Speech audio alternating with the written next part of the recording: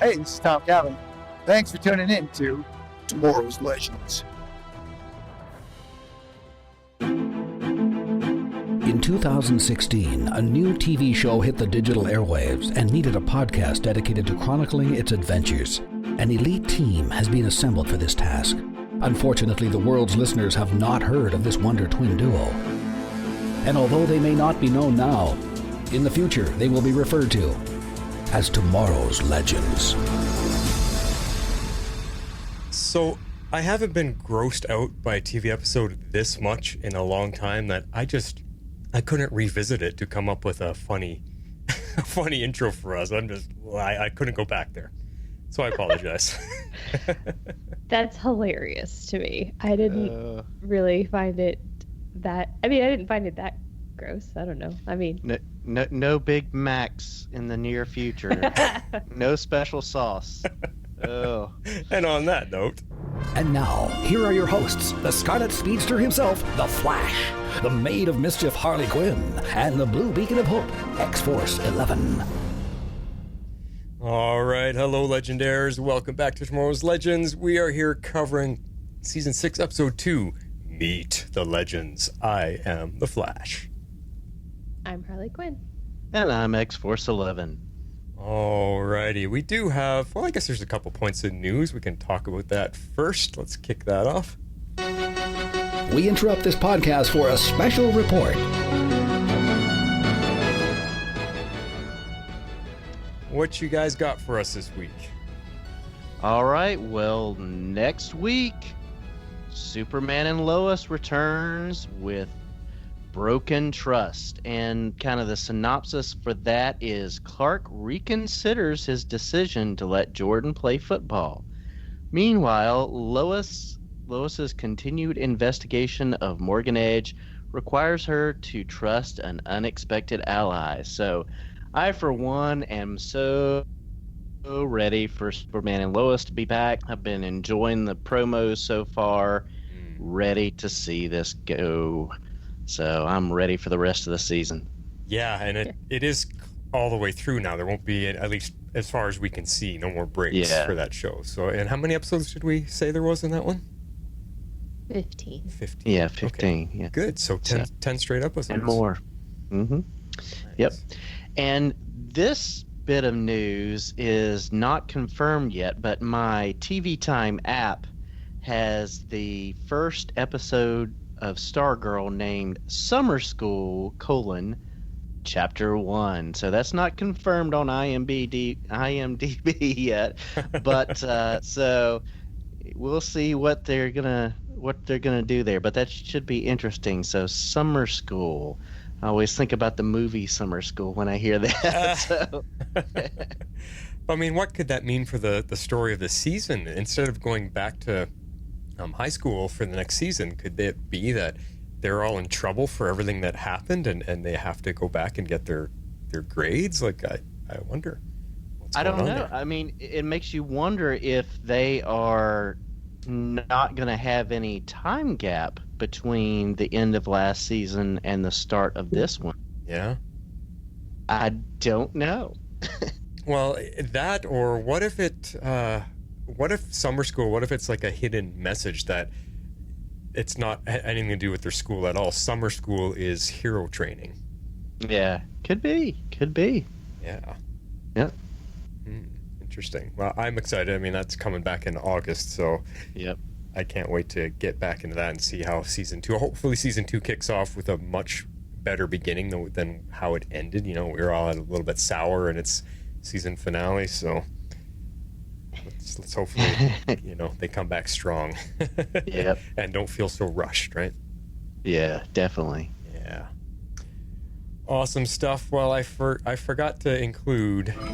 Hello, Legends. Because she is here. She's been standing behind me, tapping her toe with her arms crossed, so...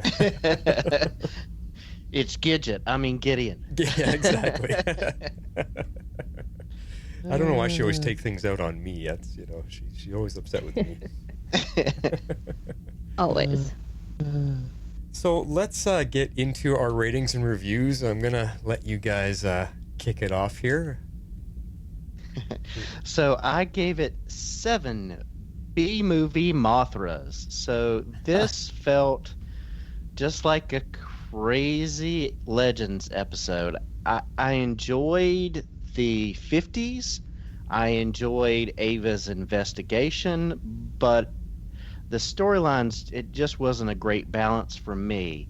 But it got me thinking that maybe each episode this season we're going to look into different styles of alien movies and TV, because we had the Legends on Earth and it was very much a B movie, Mothra kind of cheesy type of thing, and then you had this section with Ava and Gary, which I'll get to when we get to our talking points, but it felt very much like Star Trek, the original series. So I'm wondering if like we're going to do different genres of alien, movies and TV in each episode this season. So that's just speculation, but we'll see. We'll see. It's an interesting idea or way to look at it, yeah, because only 2 episodes in, we don't really have a sample size to really decide what they're going to do with it. So, yeah, interesting. All right, Harley, how about you? Well, I gave this one 7 horror vibes. I'm kind of with Jeff. This one didn't really fire on all cylinders quite for me, but I still think it had some good moments. I really just didn't care for the burger joint storyline at all. Like with the whole thing with like Barra, Zari, and Nate.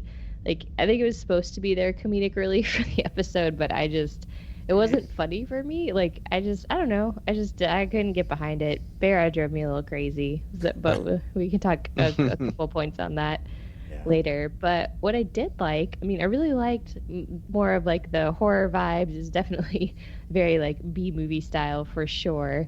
And I liked Ava when she was like kind of sleuthing around like the owner's wife's house and trying to figure out what the secret sauce was. Like that was kind of fun for me. Mm-hmm. Spooner at first was like hit or miss, and I think I kind of came to appreciate her more on the rewatch, because once you get to the end, you figure out why she's acting the way she is in the beginning. Mm-hmm. So she kind of came up a little bit for me. And then I liked the stuff with Sara and Gary, so I thought that gave us some interesting things to think about with the cliffhanger and the turn of events with everything that happened on that planet. So I'm interested in their storyline to see more where their stuff goes. Wow. You guys managed to pull some stuff out. Yes. Crazy sevens, Huh? Well, there's a reason why I let you guys go first, because I'm going to be the Debbie Downer here and really, really drop the low on this one. Out of respect for our listeners and our podcast, I'm going to be taking a back seat on this one and letting X-Force and Harley kind of run the show, because I really don't have a lot good to say about this episode, and I'm going to just basically chime in when I do have something of relevance to say that's meaningful.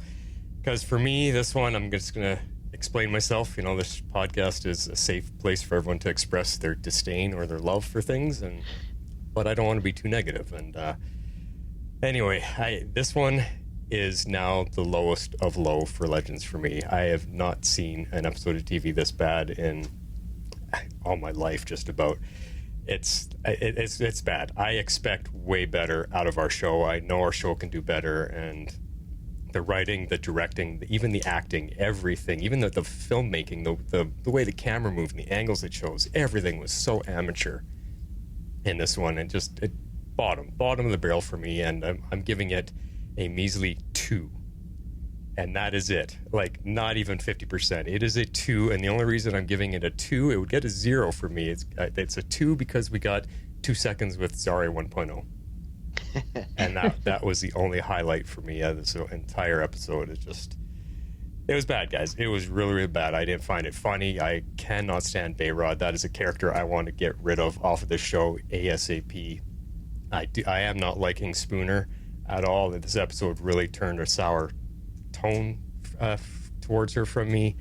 I just none of it was funny at all, and the growth, just the grossness of it too. Like, I don't need to see that. That's not funny humor to me, and it just was over the top. And I don't know about you guys, but for even the actors, you could tell that they knew they were in a bad episode. They put no effort into the performance, especially Nate. Nate was completely just, oh my God, I'm glad I'm getting paid for this, but can we, be done with this episode already? He put absolutely nothing in to his performance, so it really is a big letdown for me, and that's all I'm going to say. You guys can take it away from here, and like I said, I'll chime in when I can, when I've got something that might be meaningful to say, and yeah, but I'll still run the show from behind with the controls. I'm curious about your response to what I had to say, though. I don't. If that's I mean, I surprising. don't know that there's much to respond to. I mean, you're pretty set there. I mean, I don't know. Like, clearly by my rating, I didn't hate it. I don't notice things like camera angles, and honestly, at this point, unless the actors are like obviously intentionally trying to be bad, I mean, I don't know. I didn't really find that much fault in the acting personally, but.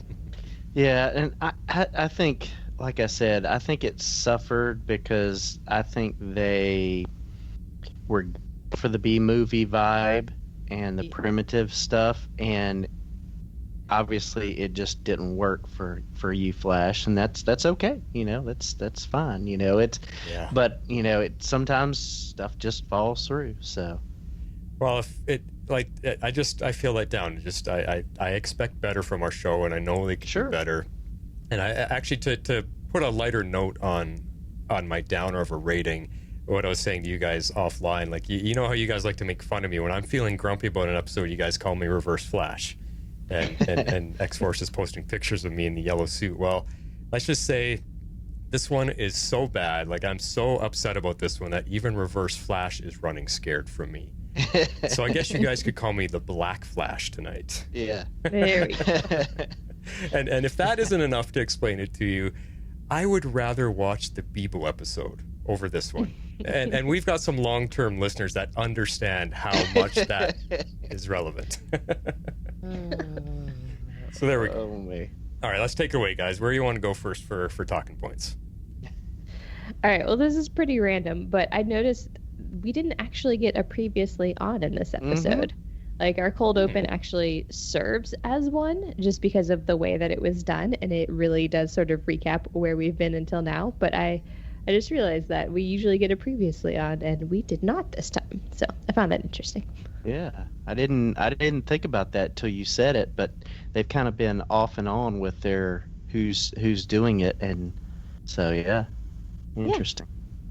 So random, but anyways, I thought we'd start there since it didn't really fit in with either like Team Legends storyline or Team Aliens. So Yeah. All right, let's kick it off with Team Legends.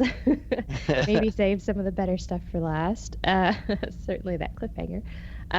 But we definitely confirmed Spooner's tech, or whatever it is that's in her head that lets her talk with aliens, is not removable and not detectable, that as far as Gideon can tell. So whatever it is, who knows? I mean, I don't know if she has some sort of like meta ability she doesn't know about, or what, or maybe like, it's not really technology, but I just thought that was interesting and definitely confirmed.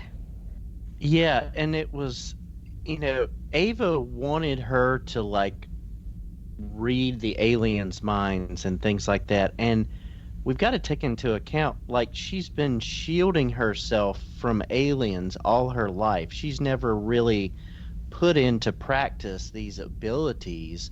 She's been keeping herself from it. And it's kind of interesting that we find out she touches the goo and then all of a sudden she can read alien. So I don't know if that's, if she has to be in contact to kind of understand what they're saying, or if that was a one-time thing. Now that she's done it, she can read alien tech. So I just don't know, but it's something that she's very inexperienced with her abilities, and the Legends are going to have to get used to that she can't automatically, do whatever. But it was interesting. Yeah, no, I definitely think she's just trying to figure it all out. I mean, like you said, she's been shielding herself from it, so I don't even think she knows what she can do. So she's probably just trying to figure it all out as she goes. So that could be interesting. What if it's genetics? What if she has part alien in her, and that's why they can't detect anything? Oh, that'd be interesting. Yeah, that would be interesting. Yeah. Cool. One way to think about it. All right, so here we go. We headed off to San Bernardino in 1955, we found out. And one thing that I noticed kind of right off the bat is that we had Mick actually working the leads. I thought that was hilarious when he tells everybody to shut up because he's like the only one trying to figure out what was going on. I loved that. So I'm kind of hopeful that maybe he'll have good storylines this season since we know they're kind of sending him off into guest status for season 7. Yeah. But yeah, I mean, he definitely had some small part in this episode, but I liked the parts that he had. He was actually doing stuff and not just there for comedic relief. So that made me happy. Yeah, I like the point that he was digging into his criminal background and knew what the codes were, and he knew where the trouble was going to be, and so, but yet he's still in the cop car. That's a good point. Yeah. He being the criminal that he is, he understood all the codes through the walkie-talkies of the cops or through the system. So he figured that out and knew what was going on. So that's a good point. But then he just disappeared. I mean, I know that this is during COVID, and so they're keeping people separate but like he just totally disappeared from the storyline. So I'm like, okay, what's going on? Yeah, at what point? Well, I'll tell you at what point, because I saw Jeff's note, and so I made sure to pay attention to it when I was watching it the second time through, and like I didn't notice him show up on the scene like with everybody, but maybe he did.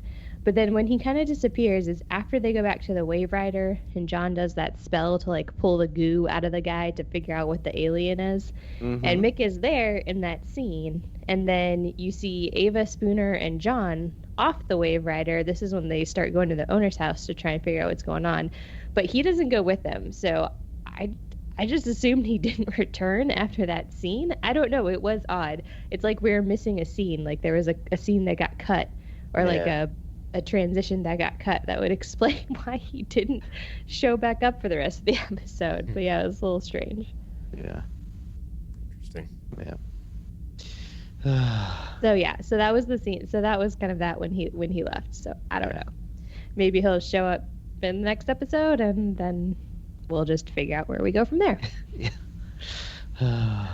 Who knows? Anyways. All right. So I was not super thrilled with this part of the storyline with, I guess, like the Tarazi siblings.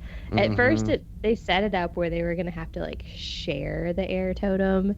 So I'm really glad they resolved it. At first, I was just like, oh, just resolve this in the next few episodes, please. But they resolved it by the end of this one. So that made me much happier. Yeah.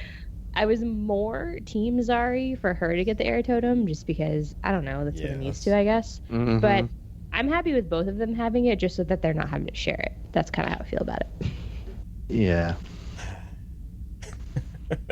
I agree. I mean, I was more on Team Zari, even if she's not 1.0. I like the fact that we do get to see 1.0 and that she's the one that splits the totem in two. And I mean, technically, we were joking on the thread that technically that should cut the power in half, but this is the CW, so we'll just call that plot convenience, but it's interesting and good to see her at least, even if it was for 2 seconds like Flash said.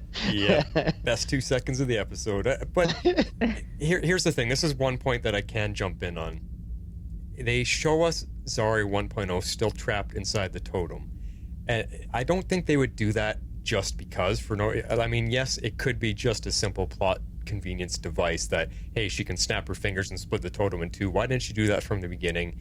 Like, it is extremely convenient. Now they have 2 air totems, and I'm sure we're going to see a Wonder Twins type thing where they combine them to get super air power or something. I'm not sure. But here's where my hope. I have a spark of hope here that if they introduce Zari 1.0 into this, could this be a hint that there's a chance she might come back? Because what's the point? Because they made sure to tell us at the end of last season, that's it, she's stuck. It's 2.0, that's all we're getting. I never thought we would see 1.0 again, and we did. So I'm wondering, is this a hint that maybe eventually, maybe, due to fan outcry that they want 1.0 back, maybe there's something happening that they might work her back in? It would be nice. I mean, I would love to have her show up more often, but yeah, I don't know. I don't know what direction they're going to go with that. Yeah. But I would take it. Yeah. Can we just lock Bayrod in the totem and have both Saris running around? That'd be better. Yeah, I vote for that. Yeah. All right. Well, speaking of Bayrod, let's talk briefly about this undercover business at the burger joint with him and Nate and Zari, because I don't think any of us really liked it. I definitely thought it was like the weaker parts of the episode, and thankfully it wasn't like the bigger parts of the episode, because the hippie Bayrod and like all of his like good vibes and like it's chill, dude. I'm like, okay, I don't need that like all the time. It was just like a little much for me, especially in this episode. I feel like he's normally more toned down, so I hope they're not going to ramp him up with the stoner persona. He's got regular status, so I'm glad you guys are actually complaining about that, because they dragged that one out way too much this episode. It went on. Every scene they came back to with him, he was doing it again and again, and it was enough. More than enough. Yeah. Well, I mean, they definitely were trying to like give him, I don't know, his moment, I guess. But trying to give us a little bit of backstory with him and doing like working at the burger joint or the burger herder or whatever it was called. And I mean, like, I appreciate that they're trying to flesh him out a little bit, but the way that his character is and is portrayed just wasn't vibing with it this episode. Yeah, I don't know. They're setting him up that he's lived in his sister's shadow, and that this burger herder cook, gave him a way to kind of step out of that and learn who he really was. But I'm hoping that they give more plot development and get him further on to realize that he doesn't need to be the stoner type dude all the time, that he can really have something, known other than that. So, but it needs to come a little quicker for me. But anyway. Yeah, it's still a little unclear, like exactly like what he does, other than he has the air totem as part of the legends. Yeah, what did they see in his character last season to think this guy's a worthy character to bring on full time? Yeah, he's going to be valuable to the team. I don't see it anywhere. Yeah. Bringing on Zari the first time, yes, huge value there. Bayrod, none at all. A couple of the other characters we've had guest spots on, no value at all. But Zari 1.0 definitely, and even 2.0. I still like her enough that I'm okay with her being around, but so far they haven't showed us her to be useful right now. I mean, they've done more with Zari, like fleshing out Zari 2.0, than I think making us believe that Bayrod was there all along. Yeah, personally. I agree. I'm having a hard time rewriting Legends history with Bayrod in place of Zari. Right now, I'm just not seeing it.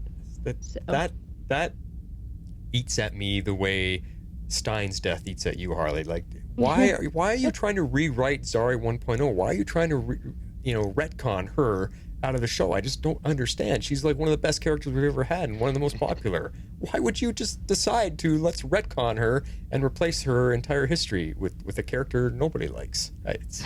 Well, to be fair, so that she could finally save her family, but but again, that's the story they gave to make this happen, but it's the decision behind that. It makes no sense. Yeah. Well, all right, so let's dig into like the other part of this, which was the whole bit with the secret sauce. So they sort of lead us to believe that the sauce was the alien, which when they come to that conclusion, I was like, I don't know about that. Like, I mean, I bought it because it was like in one of the trailers, but because it was in one of the trailers, I was like, okay, they already gave us this answer. So I was kind of like disappointed with it. So in the end, I was glad that the sauce didn't end up to be the alien. It just ended up to be the goo that the alien was oozing, which is disgusting. But, at least that was better than the sauce being the alien, in my opinion. Yeah, I agree. Yeah, I because I think that's been overdone. That type of trope. They mention it there, but it's been a vibe of where what are you eating? Or you're eating people, or you're eating the alien. So I'm glad, but yeah, it was just weird. Yeah. Yep. Yeah. All right. Well. Moving right along to the next part that kind of goes with this. And I actually liked these scenes. I liked Ava in these scenes. I was really digging the horror vibes as she was looking through the attic. And I actually kind of found the one-on-one with her and the wife, I found it quite amusing. I liked them playing out the typical 50s housewife, oh my god, is that an electric mixer? I found it funny. Maybe it's because I'm a woman, but I did find those scenes very amusing. I thought that they were very believably acting 50s, so I enjoyed that very much. And I liked the attic scenes as well, because it quickly went from Susie Homemaker, but something's not quite right, up until this terrible horror movie. It was okay, that's kind of fun. I can get behind this. Yeah, I liked Investigator Ava. I liked how she kind of dipped into that fake Southern accent, and so did John. Mm-hmm. And just her looking into things and having to adapt on the fly when the wife wouldn't believe that she's on the police force, that it's got to be your husband that's on the police force, of her having to adapt on the fly. And so I appreciated that a whole lot. Yeah, I liked those. The two little things I noticed was when Ava said, "No, my wife." The look on the lady's face when she said her wife, I liked her reaction to that. That was kind of funny. She kind of silenced her. But then, did you guys notice it? It looks like Constantine has a new trench coat. It's got a different style than the one he's been wearing. So maybe he cleaned it after Zara complained. Maybe. Or got a new one, yeah. I mean, he actually had era-appropriate clothes on underneath the trench coat. He didn't have his shirt and tie. Which was, that would have been appropriate in that era, but it did look a little cleaner. So, yeah, I think they gave him a different trench coat for the 50s stuff to go with his 50s attire. That was pretty funny. All right, so we get the reveal that there's a giant chrysalis growing in the attic, which is gross. That's what's leaking the sauce that they're just feeding to people. Disgusting. And we get the reveal that the alien is really this giant Mothra type thing, which was kind of a funny joke, I thought. But that it's using this sauce, I guess, to get people fattened up for it to eat. So the sauce is what makes them crave meat, and they keep eating. And then basically this giant moth was going to have a feeding frenzy in the next 24 hours. Yeah, that all makes sense. You explained it really well, just in that, better than the episode did, I think. But it's gross. When the drops first drop from the ceiling, when she's feeding her husband and it lands on his I really have trouble with eating gross things. Like when I watch Survivor and they do the gross food contest where they all have to eat bugs and things that live naturally. I can't. That stuff turns my stomach, and especially oozy, gooey, yellow stuff. No, it was really hard to watch. That's so funny. That didn't really bother me at all. Oh. I was just okay, that's gross.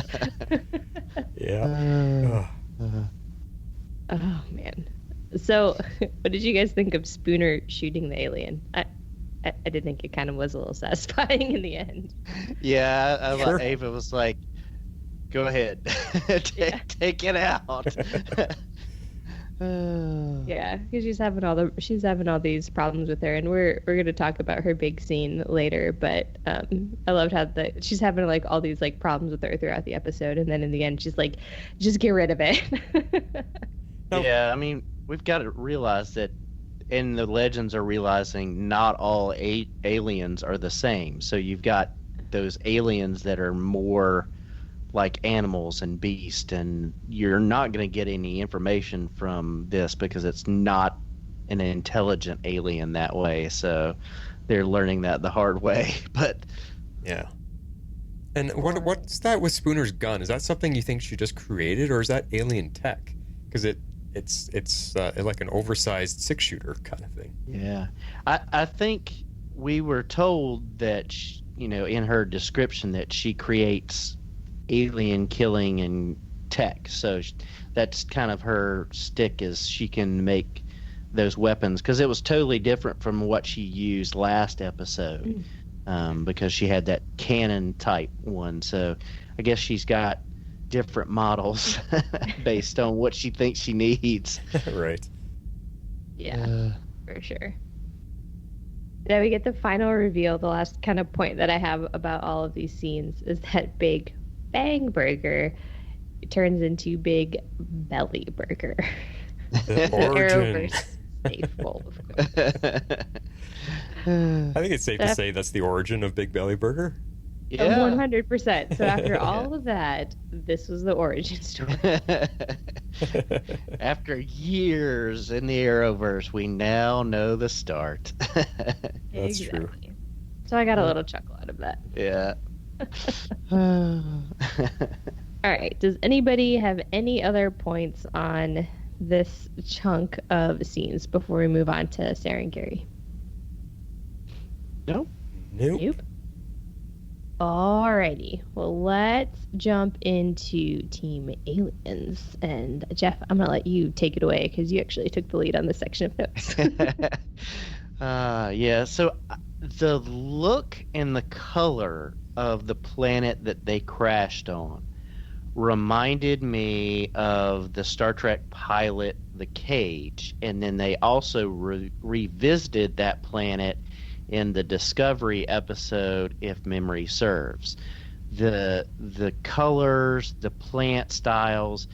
Gary even kind of does some hints back to stuff on his world that remind you of The Cage, because he talks about the singing plants and things like that. So I thought this planet was over the top, but it did remind me of that original series episode, and even the Discovery that they kind of followed up on. So okay. Yeah, that's interesting. Like, I don't have like as deep of a bench with Star Trek to like catch all those things, but I just in general thought that they did a good job of making it feel otherworldly. For me, there's definitely a stark difference between the legend scenes and their scenes, so I think it's kind of amazing basically what a few filters can do and like changing up some lighting and stuff. So I don't know, I liked it.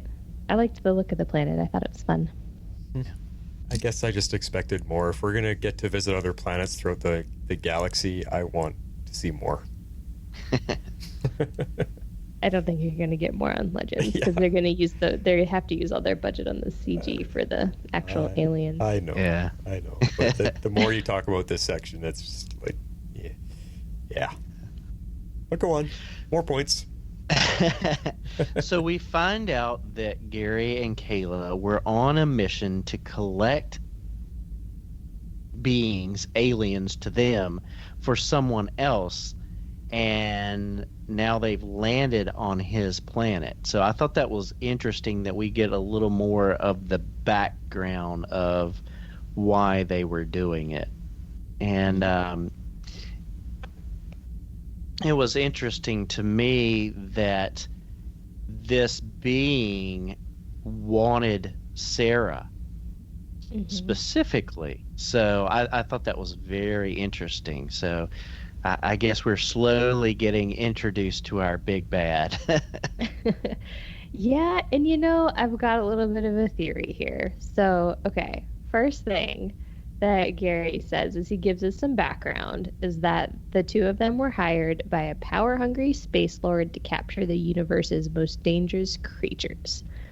That's literally what he says. I felt like that was very ominous. Yes. But then, in the couple lines later, he says whoever's behind all of this has a thing for powerful women too. And so my theory is it really Gary? Could Gary be behind the whole thing? Like, in some ways, I can kind of see, like, Bumbly Gary as an act. In other ways, you know, I kind of think he's sincere, but I don't know, because he had that whole playing deck, playing cards, you know what I mean, with all the powerful women. And so after he said that, I was like, Well, we've seen that trick before, where the main bad guy is in disguise. We've seen it in so many movies where he's right there, front and center, working with whatever the the other team is or whatever. He was there the whole time, getting all the intel and info that he needs to finally, for the big reveal at the end that hey, it was him all along. I could totally. Yeah, exactly. Yeah, like I could totally see that happening here. So that's a pretty cool idea. Yeah.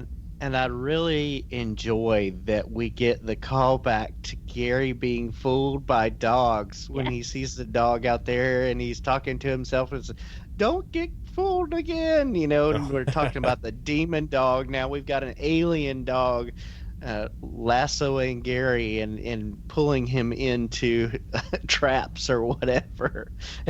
Don't be fooled by the scarf, Gary. Don't be fooled. Oh, Gary. And then he does stuff like that. And I'm like, I don't know. Yeah. I did enjoy the little bits and pieces that we get into his backstory of him talking about that his planet was savage and they didn't have any oral hygiene and things like that. Or friends or rose water.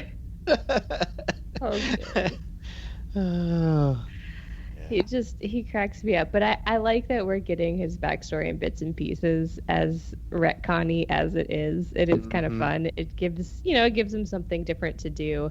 And apparently, as it turns out, their species isn't that different from humans, just have more tentacles. I was like, wait. Yeah, sure. Okay. Yeah. I was like, first, that's gross. But then we also learned that he was traded to Kayla. So, like, Kayla was his fiance, but basically it seems like it's sort of like a slave trade kind of deal. Yeah. Yeah. Well, maybe that's how his species operates. Maybe the women are in charge and the men are treated like the slaves and get traded off and bargained with and used as, trading chips. So yeah, could be. Yeah. Which also calls back to Star Trek. Next Generation did that in one of their first season episodes. It was a planet ruled by women, and when Riker and everybody showed up, all the women were like, "Whoa, look at that man," because all of their men were little. And then Riker shows up and they're like, hubba hubba. I just think of a Futurama episode. Yes. Death by Snoo Snoo. See? And that's what Legends is good at. They're pulling on all of the pop culture stuff. Yes. Yeah. So we get a reveal of another inhabitant of this planet being Amelia Earhart. And I immediately go, okay, Voyager did this. So they had an episode called The 37s where aliens abducted 8 humans from 1937 and kind of put them in suspended animation, and Voyager discovered them. So that immediately took me back there. So we're getting a lot of Star Trek vibes through this episode of many different series. But in this one, she was acting very suspicious, and I'm thinking, okay, this has got to be a trap. Yes. Well, especially because she goes into this loop.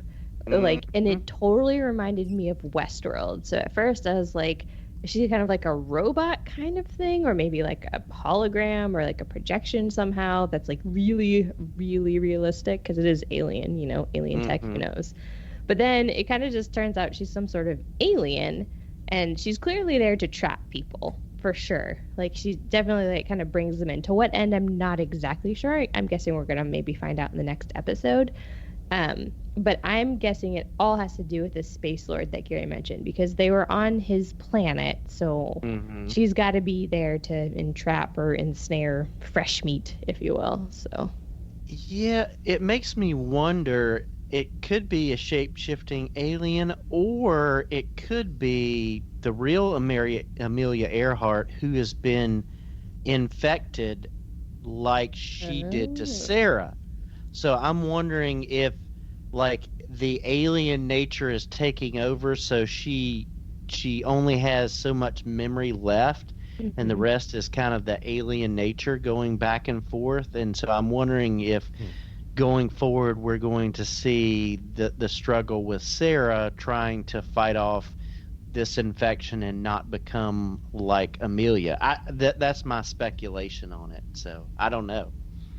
I don't know either. I mean, it's definitely interesting, and they totally ended it on a cliffhanger. So I'm curious to see where it goes. I wouldn't even have thought that she was infected. I thought it was just an alien in disguise, because when she opened her mouth to snarl at them, she had those crazy teeth and black tongue and everything. I was like, well, okay, that's not a human at all. So yeah, I didn't even think that she could have been infected and altered some way. I mean, like a zombie, she got bit by something and now she's different. Yeah. So, yeah, I didn't even think of that. Yeah. Interesting. Yeah. Be interesting to see which way they go with it, for sure. Yeah, definitely. I think that covers it. That's all we had. We have a few more things we can talk about when we do our favorite scenes, unless is there anything else anybody wants to add. Yeah, it's a hard episode to really dive deep into. There wasn't a lot of depth with this one. No, there wasn't. And I was trying to keep it from being like a recap as well. So it felt like a fun conversation. We kind of got some homages and talked about what we liked, what we didn't like, what worked. So. All right, let's wrap it up and move on. Flash, where are we going? We're going into our favorite scenes. Here we go. Shape out and eagle. All right, let's go in chronological order. So Harley, you're up first with your scene. I am up first. Sort of. So Jeff chose the scene that I would have chosen as well. So I decided to go back and pick something that I just thought was kind of fun. And so at the very beginning of the episode, I just really enjoyed Gideon actually explaining what happens to San Bernardino. And then we get like this really funny quip from Nate and Spooner. So I liked the whole quote or the whole scene. And I called it "Y'all Are Dark" because you quite often say "y'all." I don't know if you noticed that, Harley. Yes, well, I do live in Georgia, so. All right, here it is. "Y'all are dark." Okay, Gideon, what do we got? October 10th, 1955, San Bernardino, California. A town known as the birthplace of fast food. And ergo, the death of the great American eatery. Before fast food, mom-and-pop burger joints were the beating heart of every town. Funny you should mention it, Mr. Tarazi. The anomaly seems to have started at Big Bang Burger, owned by local businessman Bert Beeman, and within 24 hours, San Bernardino went from bustling suburban enclave to... Oh. Whoa. The entire population was killed overnight, leaving no survivors.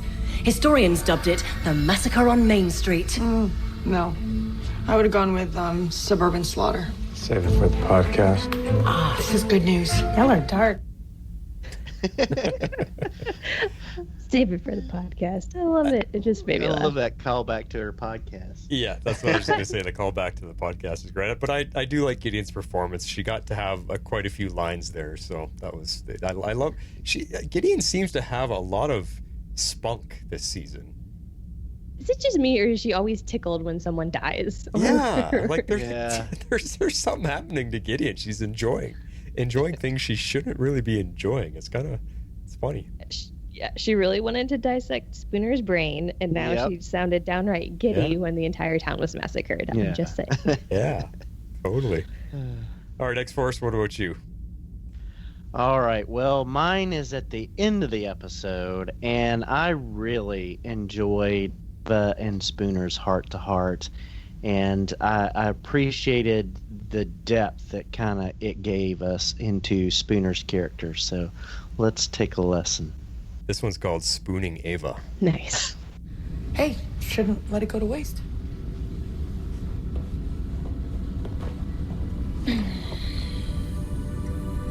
No, I'm sorry I couldn't help you find your lady. Oh, well, Ava Sharp does not give up that easily.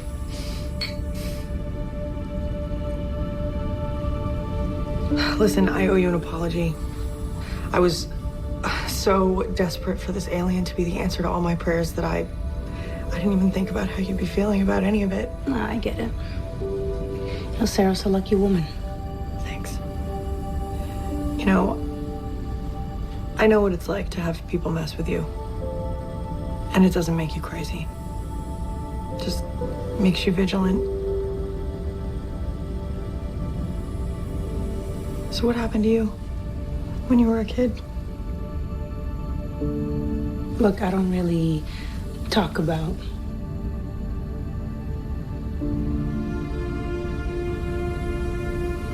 my mom. I don't know where they took us or what they did to us, but you know, when I woke up, she was gone. Maybe she's... I had to stop thinking that way. No hoping like that for that long. And that can drive you crazy. Instead, I gave up everything preparing for the moment I'd get to blow one of those things away. You know, but now that I've done it, I thought I'd feel something more. No, instead, I just got nothing left. I mean, you got us. You mean? If you'll stay. You want me to stay? I almost killed a furry in the freezer. We need to adjust some of your tactics a little, but... This thing in my head, I don't know how to control it. Well, we can help you learn. This isn't the end for either of us, so... Yeah. You're right. It isn't over. There are still more aliens out there. Exactly. You can still find your girlfriend. Oh, I know we will. And that I just didn't shoot enough of them. That's... Wait, that's... All right. I'm in. We're gonna keep killing aliens until you find Sarah and I get some closure. Yeah, that's not what... Actually, that sounds like a perfect plan. Okay. I like that last bit. Yeah. I appreciate it because we get to see Spooner's motivation is not just taking revenge on the aliens because they kidnapped her. It's the fact that she lost her mom and she had to give up thinking her mom was out there in order to move on. And so it really makes me wonder if somehow we're going to get some closure to that. Will we find her mom this season? I don't know, but I can see that as part of the motivation and bringing some closure there. So I like that we're getting to delve more into her, but she's not all the way normal yet. So, you know, you still got that crazy aspects to her character of wanting to kill and all the aliens and things like that. But we do get to see her heart, and you see her, and you heard her there in that clip, stopping and then opening up on why to Ava, and I really appreciated that. Yeah, I mean, I really thought that it helped explain like why Spooner was so angry with Ava like early in the episode, because it almost feels like it kind of comes out of left field when because she notices that she keeps going back to, we have to find Sarah, and she's like, you're not gonna find her, you know. She kind of has that whole thing, and we're all like, why are you acting like this? It seems a little aggressive. Yeah. But then, you know, we understand now that like she thinks it's a lost cause because of what happened to her mother. Yeah. And so it was really good scene. It was really good heart to heart. And the other thing that I liked is I loved it that they started with it showing Ava pouring the honorary post-mission captain's drink. So I loved that shot, and I loved this scene. I would have picked it, like I said. it does redeem her a little bit for me, just at the very end there. I just was annoyed with her through most of the episode, but that little bit of opening up does help, endear her a little bit. So we'll see what more they do with her. Yeah. Well, I do have a clip here, guys. Yes, I found a favorite scene. It's short, it's sweet, it's Mick, and Mick sums up exactly how I was feeling about this episode, and he'll say it for me. Let's get this over with. I can't believe you found that in this episode, but you're right. That's all we need from Mick. Yes. All right. Well, speaking. Oh, you got something next for? Sorry. Oh, I was about to say, Flash might need to keep that on his soundboard for future reference. Yes. Add that to the Gideon clip, so whenever you need one. Not for Gideon, but you know what I mean. Yeah. Good idea. Good idea. That could be the new nitpick or something clip. Yeah. Whenever you're completely disgusted with something, which seems to be more often than not, you can play it.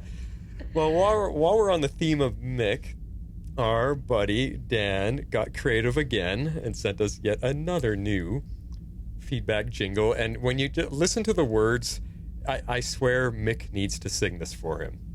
Here we go.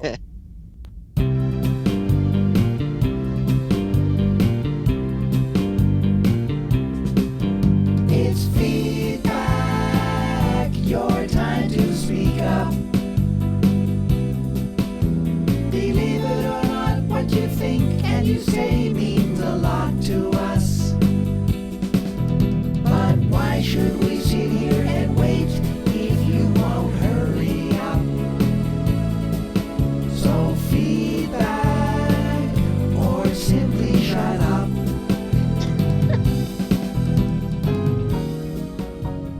There you have it. I believe that would sound great in Mick's voice, but that is very Mick inspired. Yeah, definitely. and that, I mean, he's doing all the voices. There's like 5 or 6 voices going on there, and he did all of them, so it's kind of fun. But I love it. Simply shut up. Yeah. All right, well, I just realized we only have one email to actually read out loud, which I assigned to Jeff. But Jeff and I have done most of the talking, Flash, so maybe you should take the email. I can read the email. It's from Daryl Washington, and he says, "Great episode, but I have to admit I didn't find the air totem plot too interesting at first. When Ava said she was with the police and Rhonda just assumed she had a husband who was actually the cop, I cringed a little. We all did. That giant alien moth went down a little easily, in my opinion. To quote the YouTuber Ryan George, it was super easy, barely an inconvenience." Yeah, I guess. Yeah. True. Yep. Is it weird how Mick just kind of disappeared during the 3rd act? I never imagined the episode was the origin story for Big Belly Burger. Unlike Leviathan, Big Belly Burger is in fact everywhere. Well, it's interesting. The in our favorite scene, Gideon did talk about that the town was the birthplace of fast food, and in that universe, it was Big Belly Burger. So, I love how they had the little quips about the McD brother. Yeah. Or the Mick whatevers. Oh, made me laugh. Yeah, that's pretty funny. Awesome stuff, Daryl. Next up, we got a voicemail from Perry White. Hey, Flash, Harley, and X-Force 11. It's your dogged journalist here, Perry White, with some feedback for Meet the Legends. This is probably going to be brief, and I'm doing this a little bit off the cuff, so bear with me a little bit. I guess I'll start with a rating for the episode. I'm going to rate this episode, and it's going to be fun, right? I'm rating this episode an 8.5, simply because we get an appearance from Zari 1.0. If we take Zari 1.0 out of this episode, I probably would want to rate it a 6.5 to a 7. Oh, you're kind, Carrie. You're let kind. That just sort of marinate for a bit. What I really liked about the episode, I think in the last feedback I offered, I talked about what I suspected or what I expected our aliens to look like, And let's just say before this Mothra looking thing came out of its cocoon, it was freaking nasty, man. Good thing I don't necessarily eat during Legends of Tomorrow episodes, or else I would have lost my dinner watching that thing ooze from that cocoon that it was in. That was just pretty freaking nasty. But the look of Mothra, or whatever it was that alien was after it came out, I actually kind of liked it. Thought it was pretty cool. What else did I like about the episode? I mean, of course, goes without saying that we get an appearance from Zari 1.0 in the episode, which sort of made everything for me, right? And it sort of really tied in well with the storyline that I like for a change between Zari 2.0 and Behrad. I thought that it was important that they had the conversation that they did, because I think we were all wondering how are they going to go about sharing this totem. Of course, it also makes me wonder, this is Zari 1.0 inside the totem. Is she kind of sort of like Siri? Is she sort of like just always listening to conversations that they're having? I was wondering. And then just decided to sort of step in. And if she can step in with an ability to, so I don't know, sort of like create like 2 wind totems, I mean, what the hell else can she do whilst inside the totem? I mean, you think she'd just be able to say, well, you know what, I'm going to live outside the totem, but that's discussion for another day. Of course, it also led me to some sort of stray observations, and they may have talked about this in the previous episode when she said she was going to be inside the totem, but how does time pass for her in there? And does she eat anything? And does she need to sleep? And does she use the bathroom? Does she do any of those things? Or is she just always sitting in the totem, sort of kind of like omnipotent within the confines of it? Just those are sorts of things that pop into my head. So let's talk about some of the things, I don't know necessarily that I want to say that I didn't like about the episode, but some of the things that I noticed, and I noticed a number of other folks mention it on the Facebook dialogue, and it's just sort of like Mick sort of just disappeared from this episode. I mean, he was there in the beginning, and then he just sort of went away, and it was like there really was no discussion or dialogue about where the hell he went. He was just gone. I just thought that was kind of strange.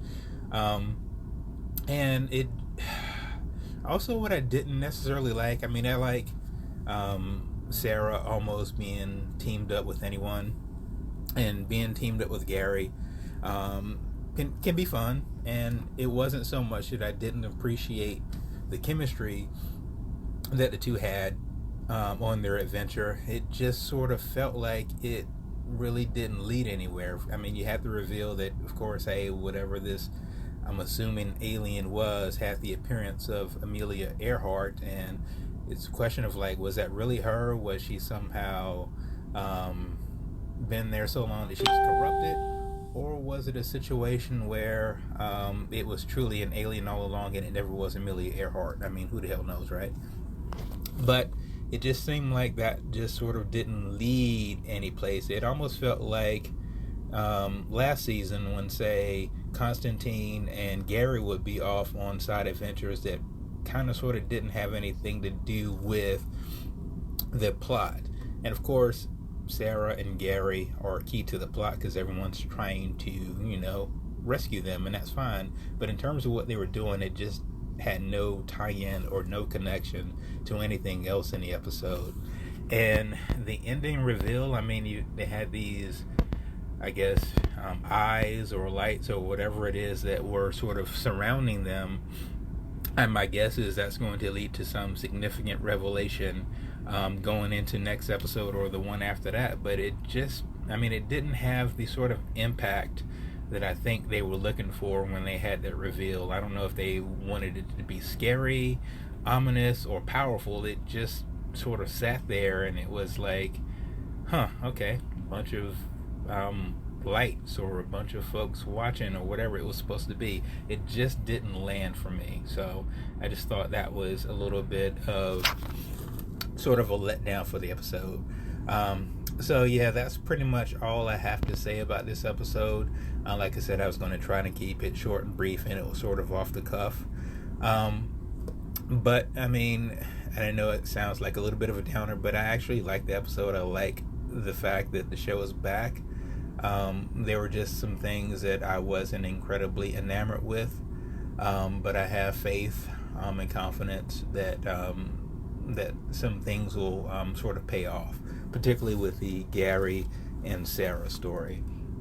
So I will talk to you guys next week, and I'm interested to hear what everyone has to say about this particular episode. I will see you guys later. It's Perry White, made my deadline. I'm out. I don't think you can be more of a downer than me there, Perry White. And it's interesting, he liked the exact opposite from Jess and I section of the episode. So, he's bringing some balance there. So I guess so, yeah. It hits everybody differently. It's been interesting to see some of the comments and stuff for this episode. It's across the board. Yeah, I read all the comments on the Facebook page, and I saw both sides of it. But I did take notes this time for Carrie's feedback, and he did touch on something that I am more than happy to talk about, and that is Zari. And he got me thinking, because Zari's a highlight. She's a highlight of the show. And he got me thinking, if she's in the totem and can snap her fingers and split the totem too, he says, what else can she do? And that's a good question to explore. What else can she do? Because inside the totem, it almost makes it seem like she's a genie now. Yeah. So she has certain abilities, but can she, like he asked, can she get herself out of the totem? Because they made us believe that she can't, that she's trapped in there. But she seems kind of powerful from the inside. To be able to split the totem in two and have two people have equal abilities, I mean, that's crazy. Why not give everybody a totem? Yeah, it makes you wonder now. Which totem is she living in, or is it just is it a split space so that like it's one totem, but she's just magically splitting it in two? It's still one. It raises a lot of questions. That was my very next point. I was going to say, if she split it in two, which one is she in? I would hope Zari 2.0. Yeah, I'm kind of with Jeff, though. I think it might just be like an outward appearance of two separate physical totems, with it being one, quote, totem space where she lives. Yeah, because she's not miniaturized. She's in some type of other realm or something, is where she's not miniaturized down to the size of a speck. Yeah, so. Yeah, it's weird. It's almost like she's a time remnant, but she's not, because this is Legends. Yeah. But she's also not. Yeah, I don't know. It's interesting. Let's just hope that we get to see more of her, and maybe they dive into that. Maybe that's how they bring 1.0 back, is they start showing us that she has abilities from inside, and all the time that she's spending in there, she's starting to discover that, hey, I can actually do something from within here. Yeah. More Zari is all we can ask for. All right, next up is Dreamweaver. Hello, Flash, Harley, and X-Force 11. So this one is only getting 6 Big Belly Burger origin stories for me. There wasn't a lot of substance here. Well, there was a substance, but it wasn't a story. It was to be expected, given that they were using B movies as the inspiration and vibe to this, but it just wasn't very engaging. It didn't feel like it steadily moved the plot anywhere, except for getting Sara and Gary to the planet they were supposed to be heading towards anyway. But other than that, on the Legends side, they just killed an alien and didn't learn anything new, it felt. It really didn't carry the momentum that the premiere had, and I really enjoyed the premiere. I did like the 50s doo-wop aesthetic and Ava's character acting with the restaurant owner's wife, and I like that Mick was taking matters into his own hands and was the serious one through all of this and trying to get things to move along. But then he just disappeared halfway through the episode and never showed back up again, and that was a little odd. And then I get what they were doing with Zari and Bayrod, trying to bring them together as siblings and letting them learn how to appreciate each other as individuals with their own skills and personality, and Bayrod needing to find himself apart from the identity of just being Zari's brother. We've wanted Bayrod's character to be more fleshed out since he joined the show, but doing that in the way of just adding that he was a good burger flipper. And I get the whole finding meaning in your first job. I absolutely loved my first job. But making it that he was a fry cook, to me, just felt like saying the stoner channeled his munchies into a job, and that's what they called a deeper look into the character. I appreciate the fact they were touching on the insecurities of the sibling relationship and showing a somewhat path to sharing, but not so much the execution of it. But on that subject, hey, Zari 1.0 is still around, and I hope that means we may see her more in the season and that wasn't just a once-and-done appearance. We need her back. We got more of Spooner's backstory this week, and I think she's shaping up to be an interesting addition to the Legends right now. Not only can she sense aliens, but she can also read alien languages. I'm wondering if instead of having some sort of alien tech in her somewhere, she actually is an alien, but maybe with altered memories, or she was a human but now has altered alien DNA. I guess we'll see. I felt like Sarah this episode. I wanted Gary to shut up. I wasn't feeling it. He just felt like noise this whole episode. I guess he'll come in handy since he's an alien and has knowledge about other species and planets, but I still don't know how I feel about him being a part of Sarah's storyline. Though I do wonder if his offhand aside about having singing plants on his planet might be an allusion to if we might get a Little Shop of Horrors themed element at some point. There were some good elements to this episode. The gross horror creature feature aspects were well done, but this episode was just not my cup of tea. They even built up the whole story to the Mothra-esque alien, and then defeating it was, well... Oh boy, it's gonna be tough to take him down. Actually, it's gonna be super easy. Barely an inconvenience. That was for you, Darren. I would have enjoyed seeing more of Sarah's spacefaring adventure instead of how much time was spent on the Legends A story this week. Nothing really seemed to go anywhere. I feel I'm being hard on this episode, but it was kind of a dud to me. The Amelia Earhart thing could have been more clever. That's certainly a historical figure that could have been cool to have a story with. And they could have totally linked her to some sort of alien conspiracy throughout history to make for a fun plot point, like the Bermuda Triangle sent people to other planets or something. Or have her and Sarah actually team up, and not have this thing of an alien pretending to be Amelia Earhart, or somehow Earhart got turned into an alien. That's still kind of unclear, but it just felt like wasted potential in a storyline. Flash was whelmed last week. I'm just whelmed this week. But hey, still looking forward to next week. Until next time, your friend, Dreamweaver. Oh, Dreamweaver, I love you right now. You're my new best friend. I don't think you could be any less happy with this episode than Flash was. So don't worry, you're not that much of a doubter. I'm propping her up on a pedestal because her feedback was 1,000 times more entertaining than this episode. I laughed through her entire feed. She's smart, she's witty, everything that this episode needed to be. And I all of her thoughts. I mean, she's far more kind than I am, but everything she said was exactly what I was thinking and feeling. We agreed. She agreed on everything that I did and didn't say, and she was just a little bit nicer about it. But yeah, we're definitely in tune. So yay, I have a friend for this episode. So she summed up your feelings for this pretty succinctly. Cool. Yes, okay. Very good. Yeah, I'll just delete my track from this episode, and it'll be you guys talking, and then her feedback. That'll be that. There might be some awkward transitions there. Awesome stuff as always, guys. If you want to send feedback and be part of the show, this is what you gotta do. If you would like to be a part of the show, you can send in your feedback to Tomorrow's Legends Podcast at gmail.com. You can also reach us on Twitter at Tomorrow's Legends. We'd love you to join our Facebook page at facebook.com/groups/Tomorrow's Legends and become part of the community. That was kind of fitting, spooky sounding space alien backdrop. Yeah. I forgot he sent me that one last week too. Yeah, that was fun. It was different. I like it. Oh, did you? Okay, good. I will tell him that. That's all we got. What's up next week? Do we know what next week's episode is? What it's called? The X Factor. X Factor. Okay, well that can mean anything apparently, because we didn't know what Meet the Legends was going to be until we saw this. So.